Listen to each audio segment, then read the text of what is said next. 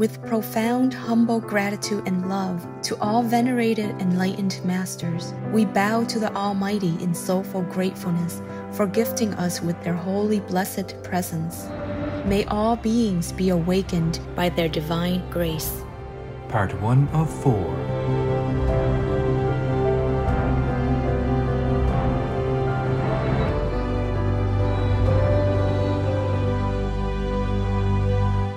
Etc. Be vegan, make peace, do good deeds. Heaven Godspeed. Our programs offer many languages. Please visit suprememastertv.com/schedule. Nos programmes offrent plusieurs langues. Veuillez visiter suprememastertv.com/schedule. Nuestros programas ofrecen varios idiomas. Visiten suprememastertv.com/schedule. برامجنا متوفرة بالعديد من اللغات. يرجى زيارة suprememastertv.com/schedule.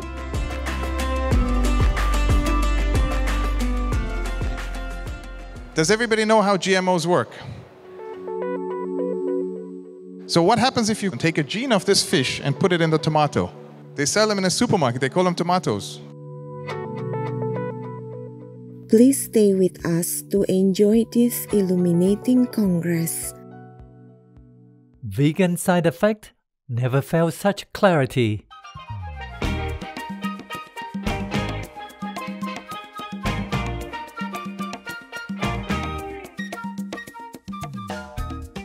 Today's program will be presented in English and French with subtitles in Arabic, Aulacese, also known as Vietnamese, Chinese, English, French, German, Hindi, Hungarian, Indonesian, Korean, Mongolian, Persian, Portuguese, Russian, Spanish, Thai, and Ukrainian or Uranian.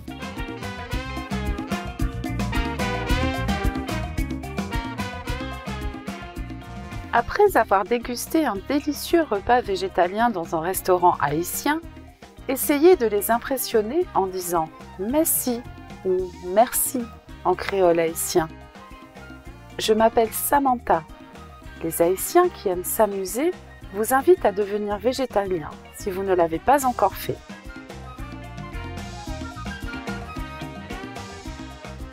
Venez profiter avec nous des différentes cuisines véganes du monde entier. C'est appétissant, excitant et empreint de compassion.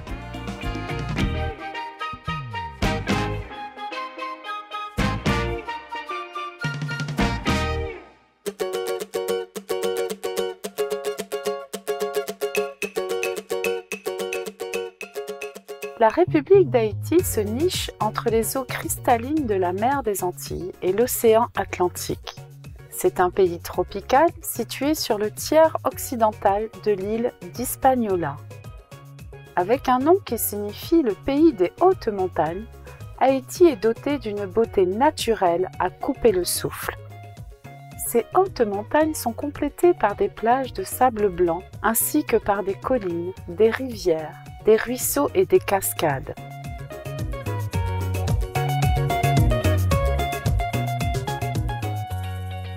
En tant que l'un des pays les plus riches en biodiversité des Antilles, Haïti abrite plus de 25 000 espèces de flore et de faune, dont beaucoup sont classées en voie d'extinction.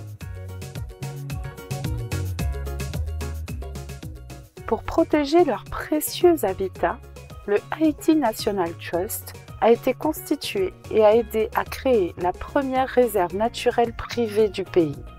À l'occasion de la Journée mondiale de l'environnement 2020, le Trust a également publié la Déclaration universelle des droits des forêts et de la biodiversité.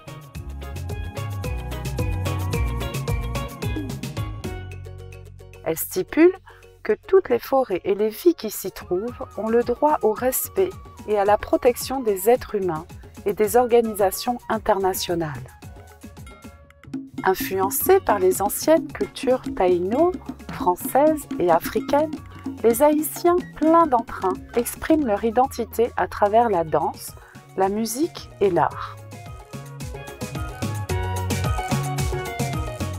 Les danses traditionnelles comprennent le compas rythmé et le dynamique merengue, tandis que les héritages artistiques des peintres haïtiens, Hector Hippolyte et Philomène Aubin, vivent encore dans toute leur grandeur aujourd'hui.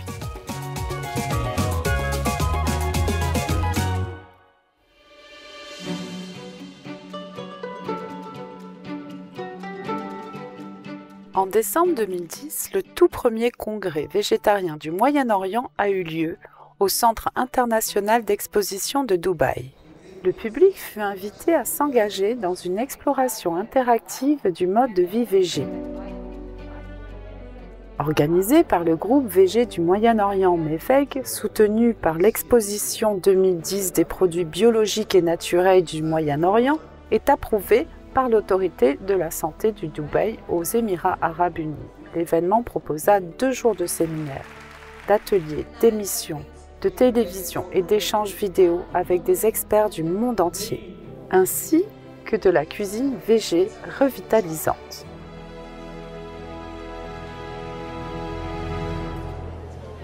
De plus, Maître suprême Shinghai Vegan fut spécialement invité par Liaison Vidéo à parler du sujet « Être vegan, un choix alimentaire durable pour l'environnement ». La discussion fut suivie d'une séance de questions-réponses avec les participants et du lancement de l'édition arabe du best-seller international « Les oiseaux dans ma vie », dont tous les exemplaires se sont vendus peu après le lancement. L'œuvre « Les oiseaux dans ma vie » a été imprimée par United Printing and Publishing, une filiale de Abu Dhabi Media Company, ADMC, appartenant au gouvernement d'Abu Dhabi. Be veg, go green to save the planet. Yo! Nous vous invitons à présent à vous joindre à nous pour la 24e partie de la conférence intitulée « Le premier congrès végétarien du Moyen-Orient, ou MEVEG, tenu à Dubaï, aux Émirats arabes unis le 7 décembre 2010 avec Nils El Akkad, PDG de la société Organic Foods and Café, qui nous apprendra à faire la différence entre les cosmétiques conventionnels et les cosmétiques naturels, ainsi que ce que sont les aliments OGM.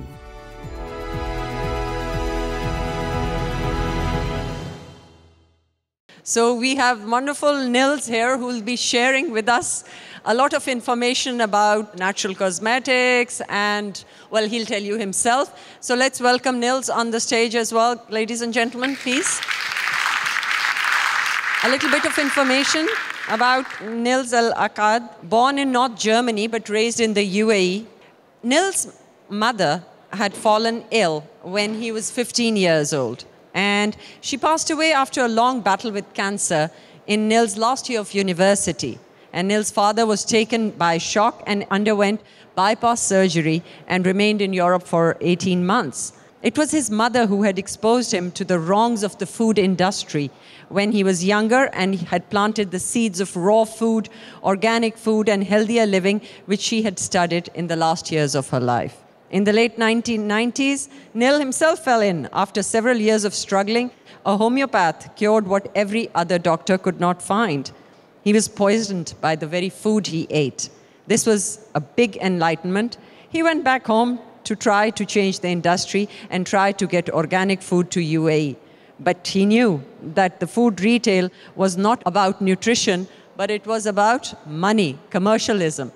So he just put it to practice what he'd learned from his mother and then his own illness about revealing the poor nutrition and the food industry's interest in money and the fact that this was all legal, irrespective to the effects on our health. That was a real big wake-up call.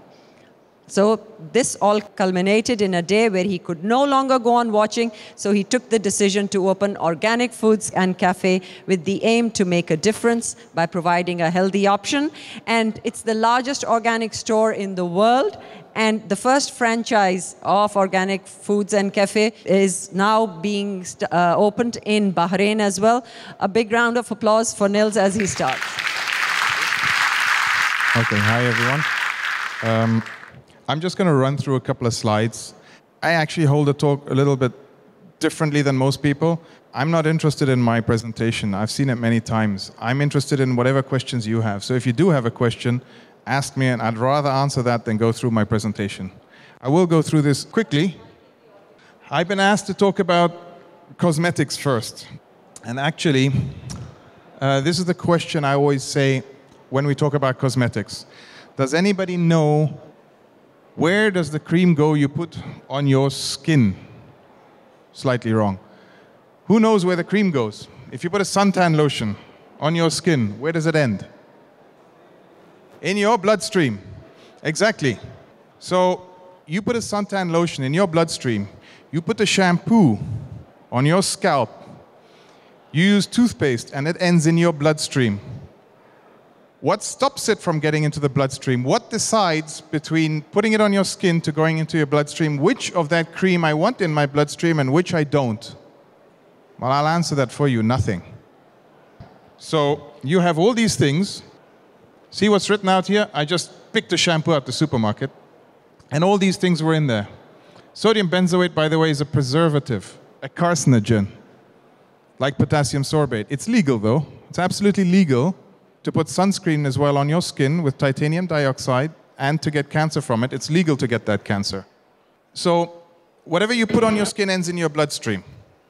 If you eat something, since this is a vegetarian conference, what happens when you eat something? What determines whether it ends in your bloodstream or not? Does anybody know? Your gut. Your gut determines whether we should eat it, whether it should go into our bloodstream or not. Now, if you were to eat this, or sunscreen, I tell you what, you would vomit, and you'd probably get dysentery, because your gut would not let it into your bloodstream. Yet, it's all okay to put on your skin. It's very strange to me why we should be allowed to put this stuff on your skin. We should eat it, and then let our gut decide. And if you are willing to eat it, and you're happy eating it, then I say, okay, you can put it on your skin. So these are all the things that you find. These first two items here are actually called parabens. It's a paraben. What you should look out in a cosmetic, try to see where the ingredients are from. Most of these ingredients here are petrochemical. If you see, a lot of the natural cosmetics will say from tapioca and coconut, from coconut, from coconut, from corn and palm. Lesser ingredients from tapioca and coconut. And this is what really you're looking out for. I'm trying to make this user-friendly. You're looking out for ingredients that are derivatives from plant material, not petrochemical-based. Here I've picked up two things. Polysorbate 60. It's very common. Look at your shampoo at home. It probably has polysorbate 60 in it. One of the causes, cancer. Parabens, the first two ingredients on the shampoo I showed you. They mimic estrogen. Development and growth of babies and adults are affected. Now, these things are all legal. It's perfectly legal. Smoking, by the way, is legal. To my knowledge, it's not illegal anywhere. It's also legal to take this. It's legal to kill yourself doing this. You should be looking for cosmetics that are clean, that don't have parabens, that don't have all the chemicals, that don't have products that you cannot even pronounce the names of. By the way, we're launching this one in a couple of days in the shop, and these are all either natural or organic cosmetics. Does anybody have any questions about whatever I've said, or any question about any cosmetic or body care product? I don't have a very long slot. I'm going to be moving on. A lot of us around don't end up buying or indulging in the organic products because of the price. The costing of such products is probably higher than or more than the off-the-shelf products otherwise available, despite the legal carcinogens in them. I need about an hour to answer that one, but I'll do it in 30 seconds. Certain products are not really that expensive. Here's one of them. They're Logona and Sante. These are cosmetics that are natural cosmetics. So they're free from parabens. They're free from petrochemicals. They're natural. They're not much more than normal ranges of body care products. Then I must say, if you go to the upper end of the conventional cosmetics, take the Yves Saint Laurents, the Chanels and everything, not one of our products even costs half of what they cost. So when you come to decorative cosmetics and our expensive ends, it's half the price. People often say, but this shampoo costs too much. I think you have to look at the whole basket and say, fine, what am I spending on cosmetics and body care together? And I'm sure you can easily buy all of that if you change the whole basket of products. The other thing I always say is, what's the price tag of your life? I know what the price tag of mine is. If I could get my mother back today, I would, but I can't. That decision is gone. So I think really one has to look at the bigger picture when one does this, and not necessarily live in a huge house and drive a huge car, but nourish the body we have and live healthy and happy. And that's really what I always say about foodstuffs as well. And this goes the same way. Cosmetics for me, if it ends in my bloodstream, I have to treat it like a foodstuff. I'm going to go on because we don't have much time.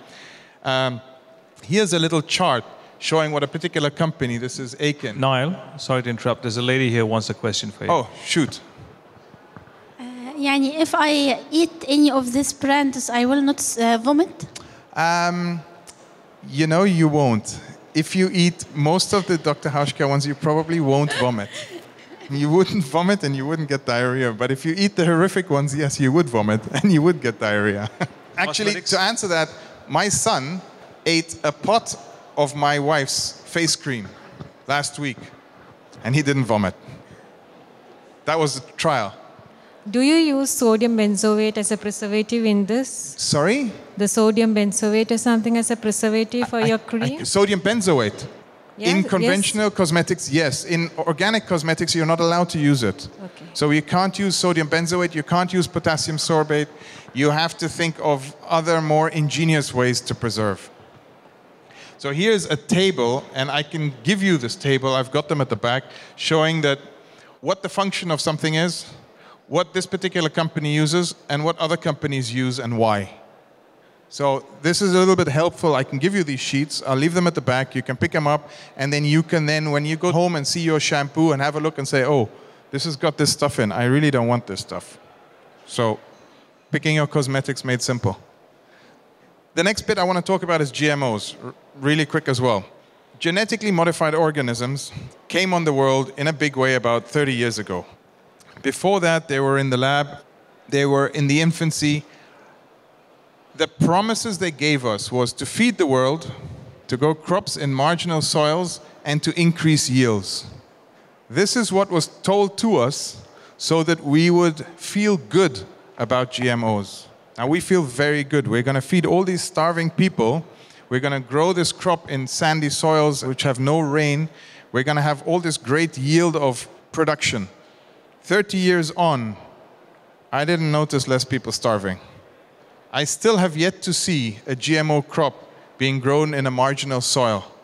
What I do see is GMO crops being grown in the best soil we have, because the product that comes off the GMO crop can get sold at a premium when it comes to making PLA bags, which is a replacement for plastic. And as for the increased yields, we will go through that in a little bit. This is a very interesting slide I took out of an old presentation. Does everybody know how GMOs work? Yeah? You take a part of the chromosome of one species, not an animal and put it in another animal, of one species, and put it in to another species. When you cross a peach and a plum, you get a nectarine or something like that. It's something that works in nature. You can cross different breeds of dogs and different breeds of cats, but you don't normally cross people with a nectarine. And here, this is a fish, and this is a tomato. So what happens if you cross this fish and this tomato and take a gene of this fish and put it in the tomato? You get a fishato. Now, it sounds funny, but this was actually done. This was actually done, and you can actually buy these fishatos. They sell them in a supermarket. They call them tomatoes. I don't know why they call them tomatoes, because they're not tomatoes. Does anybody know why they cross a fish and a tomato? A fish has the ability to live with this sweet blood in salt water without having all the water sucked out of it by osmosis. So the ingenious idea is if we take that gene from that fish and put it in the tomato, we will stop the water going out of a tomato, which is true, it works. You have a tomato which doesn't shrivel. It doesn't dehydrate. After 1 month on the shelf with very little refrigeration, it still looks like this. Does it have any nutrient in it? Probably not. Does it have any allergens in it? It probably has a whole bunch of allergens because it's got proteins that are not originally in the tomato. And us as human beings have evolved with the planet and with our food source, and by natural selection, all the human beings who could live with what we have around us and eat are still here. All the others, well, they're not here anymore. Now suddenly we're changing nature and putting a new environment for us human beings to live in. Suddenly we've got these other out of this planet species that human beings have to live with. And we will go through a whole another range of natural selection of who will survive and who will not survive these new species. A test is under study on human beings. And so far, we lose 50% of our reproductive capability. But we haven't done 3 generations yet, we've done 1. So it seems to me that our food is naturally selecting us out. What I hope to achieve with my work is a change in how society views non-human animals. I desire equality for all life, and I try to reflect this in my work. Craig Norcross, vegan. Téléspectateurs et mon Dieu, merci de votre compagnie aujourd'hui pour le premier congrès végétarien du Moyen-Orient, M'éveille, dans Paroles de sagesse. Retrouvez-nous le lundi 23 janvier pour la 25e partie de cette conférence éclairante. Dans un instant, le jugement dernier, un chef-d'œuvre de Michel-Ange qui nous met en garde, partie 2 sur 2. Que l'amour divin bénisse tous les habitants de la terre en leur apportant amour, réconfort et sérénité. Good loving viewers, thank you for your presence today for the first Middle East Vegetarian or MiVeg Congress on Words of Wisdom. Please join us on Monday, January 23rd for part 25 of this illuminating conference. Coming up next is The Last Judgment, a cautionary masterpiece by Michelangelo, part 2 of 2. May divine love bless all of Earth's inhabitants with love, comfort, and serenity. Be vegan, make peace, do good deeds, hell not reach. Our programs offer many languages. Please visit suprememastertv.com/schedule and suprememastertv.com/WOW.